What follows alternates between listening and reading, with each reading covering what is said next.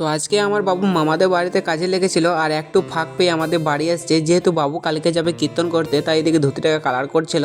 আর আমার মা বলছিল আজকে তোমার সময় হয়েছে ধুতি কালার করা। যাই হোক, বাদ দেওয়ার। এদিকে দেখছো আমার ছোটো মাসি বসেছিল চুপটি করে, কারণ ছোটো মাসি আজকে বাড়ি চলে যাবে। তারপরে তো আমি স্নান টান করে চলে এসেছিলাম আর আমার কানের মধ্যে জল ঢুকে গিয়েছিল, তো তোমাদেরকে দেখিয়ে দিলাম। আর আমার গালে একটা বর্ণাও হয়েছে। যাই হোক, বাদ দাও। তারপরে ধুতি কালারটা দেখছো করা হয়ে গেছে। তো এদিকে আমার বাবু এখন রোদে শুকাতে দিয়ে দিয়েছে। তারপরে আবার বড় মাসে আর একটা ধুতি নিয়ে চলে এলো কালার করার জন্য। তো এইদিকে ছোটো মাসি আর বড় মাসি বসেছিল, গল্প করছিল মায়ের সঙ্গে।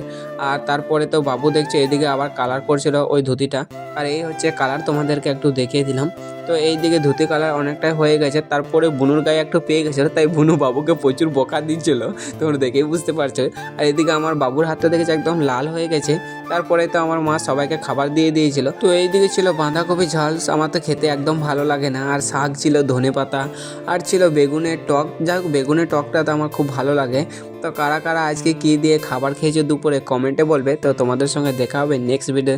চলো ভাই, টাটা।